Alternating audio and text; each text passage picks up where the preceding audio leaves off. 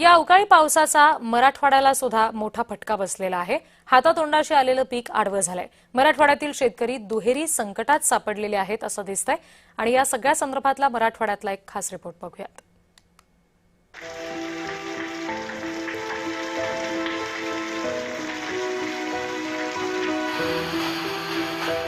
मराठवाड्यामध्ये आभाळ फाटलंय आणि शेतकऱ्यांचं काळीज तुटलंय।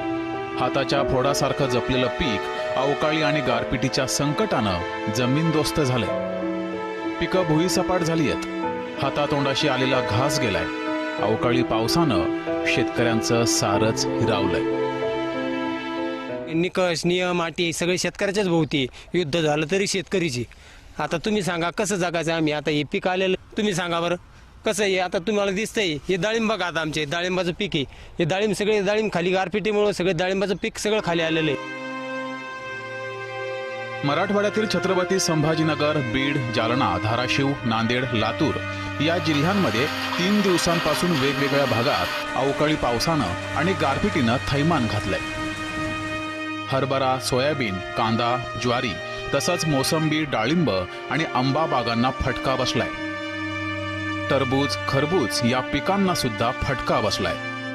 आता आम्ही काय करायचं असा प्रश्न शेतकऱ्यांना पडलाय। सरकारनं तातडीनं मदत करण्याची मागणी शेतकऱ्यांनी केली आहे।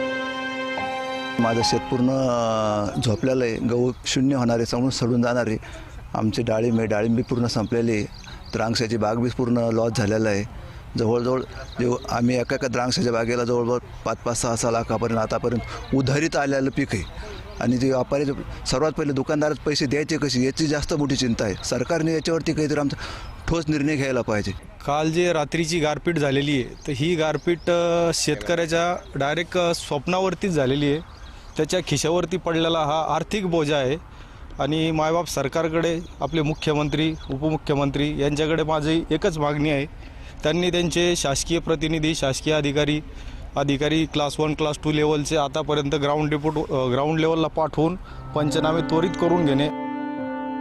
मराठवाड्यातील शेतकरी आधीच आर्थिक संकटात आहे। त्यात अवकाळीमुळे दुहेरी संकटात सापडलाय।